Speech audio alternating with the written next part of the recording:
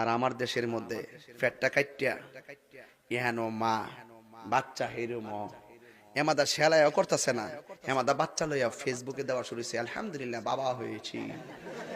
এমার যে একবারে যে ফ্যাট কাইটটা ফুরি হইছে বেরোস হইয়া হিডার খবর নাই। এই সিজারের সময় যে ইনজেকশনটা দেখ এই মহিলার কম্মর শেষ। এটা অত সোজা না গো, এটা তো সহজ না, কম্মর শেষ। ঠিক নিও যারা এটা আমরা বুঝতেন না, এটা মুরব্বী মানুষ বুঝতেন না, আমার আপনারা বুঝতেন না। এখনের যুগের মধ্যে যেটা বিয়া ও এটা হলে সিজারে চলে যাব, ঠিক আছে, কারণ এগুলা এই এই যে একটা সমস্যা, এই জন্য এই কলির যুগের পোলাপান গুলো মা বাবারে মানে না। কথা বলেন ঠিক কিনা? মাতৃ স্নেহ এত সহজ জিনিস না, কঠিন জিনিস।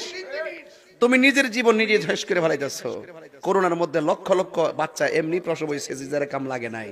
করোনার ডরে হসপিটালে যায় না, রিপোর্টে আসছে অনেকগুলো ডেলিভারি নরমাল হয়েছে। মানে বোঝা গেল এখন ম্যাক্সিমাম ডেলিভারি গুলো বিভিন্ন কারণে, বিভিন্ন অসাধু ডাক্তারদের কারণে এই সিজার গুলো হয়। কথা বলেন ঠিক কিনা? এমন ভাবে ডর দেখায়া দেয়, বাচ্চা এমনি আছে হেমনি আছে, অবস্থা ভয়াবহ, আমনে বাঁচতে বাচ্চা বাঁচতো না, বাচ্চা বাঁচতে আমনে বাঁচতো না, মানে মাথা নষ্ট করে ভালো বিজনেস।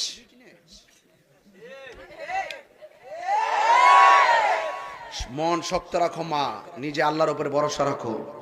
ঠিক কিনা বলেন?